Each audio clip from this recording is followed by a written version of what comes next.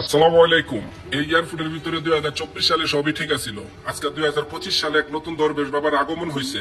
আজকে নাকি একটার বেশি দুইটা এন্ডার ফ্যান কিনলো, এটাও নাকি অবৈধ। একটার বেশি দুইটা শার্ট পরলো, এটাও নাকি অবৈধ। আর দুইটার বেশি মোবাইল নিলে নাকি এটাও অবৈধ। এটা কোন 25 সালে আমরা বাস করতেছি? আর নতুন এক দরবেশ বাবা আইছে আমাদের প্রতিটা প্রবাসীদের ব্যাগ কাইটা কাইটা চেক করবে কেন? মোবাইল কি অবৈধ হয়? আমার একটা জিনিস মাথা ধরে না, আজকে প্রবাসীদের ব্যাগ চেক করতেছে, দুইটার বেশি মোবাইল নেওয়া যাবে না। এই আইনটা কেডা বাস্তবায়ন করছে বা এই আইনটা কেডা চালু করছে এয়ারপোর্টের ভিতরে? অবশ্যই আমরা তার চেহারাটা দেখতাম চাই।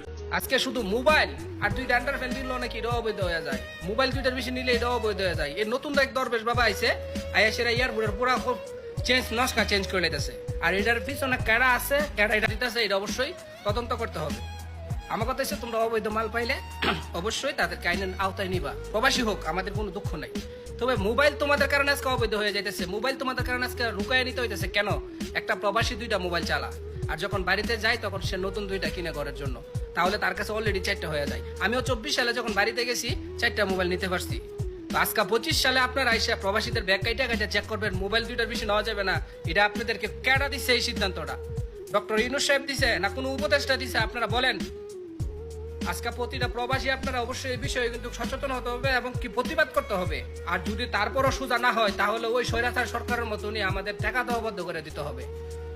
সে হোক ডক্টর ইউনূস, সে হোক জামাত ইসলাম, সে হোক বিএনপি, তাতে আমাদের কিচ্ছু যায় আসে না। আমাদের প্রবাসীদেরকে যেন এয়ারপোর্টের ভিতরে কোনো হয়রানি না করে, আমাদের প্রবাসীদেরকে যেন কোনো রকমে আমাদেরকে বিভ্রান্তের মধ্যে না ফেলা ওরা।